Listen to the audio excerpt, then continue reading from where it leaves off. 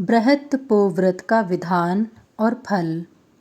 भगवान श्री कृष्ण बोले, महाराज, अब मैं सभी पापों का नाशक तथा सुर असुर और मुनियों के लिए भी अत्यंत दुर्लभ बृहत्पोव्रत का विधान बतलाता हूँ। आप सुने। आश्विन मास की पूर्णिमा के दिन आत्मशुद्धि पूर्वक उपवास कर रात में घृत मिश्रित पायस का भोजन करना चाहिए। दूसरे दिन प्रातः उठकर पवित्र हो आचमन कर बिल्व के काष्ठ से दंत धावन करें। अनंतर महादेव जी की प्रार्थना करनी चाहिए। हे महादेव जी, मैं आपकी आज्ञा से निरंतर बृहत्पोव्रत करना चाहता हूँ। जिस प्रकार मेरा यह व्रत निर्विघ्न पूर्ण हो जाए, आप वैसी कृपा करें। नियम पूर्वक 16 वर्ष पर्यंत प्रतिपद का व्रत करना चाहिए।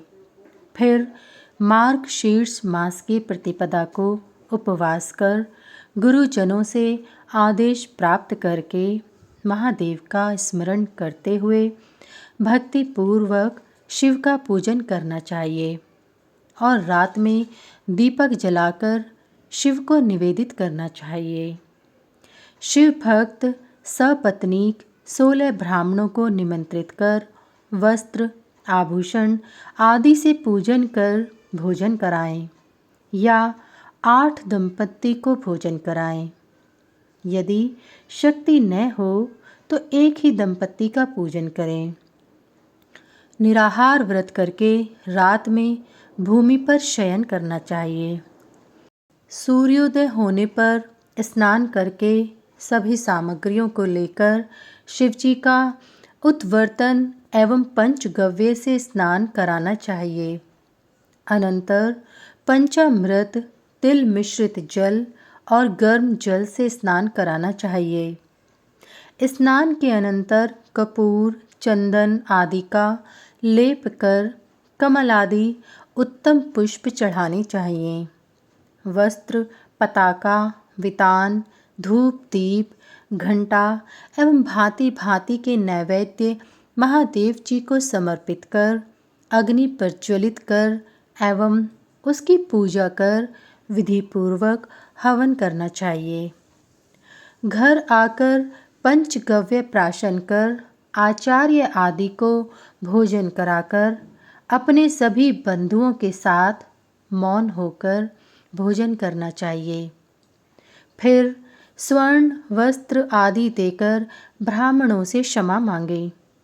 धनवान व्यक्ति श्रद्धापूर्वक सांगोपांग निर्दिष्ट विधि से पूजन करें एवं यदि कोई व्यक्ति निर्धन हो तो वह श्रद्धापूर्वक जल पुष्प आदि से पूजा करे।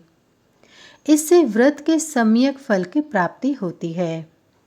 श्रद्धा के साथ कार्तिक की प्रतिपदा से लेकर प्रति मास इस विधि से व्रत करना चाहिए। अनंतर पारणा करनी चाहिए।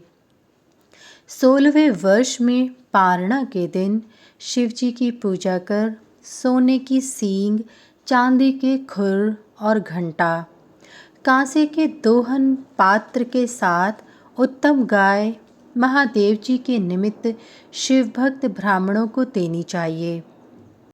अनंतर 16 ब्राह्मणों का विधि विधान से पूजन कर यथाशक्ति वस्त्र आभूषण आदि से पूजन कर उत्तम पदार्थों का भोजन कराना चाहिए। यथाशक्ति ब्राह्मण भोजन कराकर दक्षिणा दें। दीनों अंधों अनाथों आदि को भी भोजन कराकर कुछ दान देना चाहिए।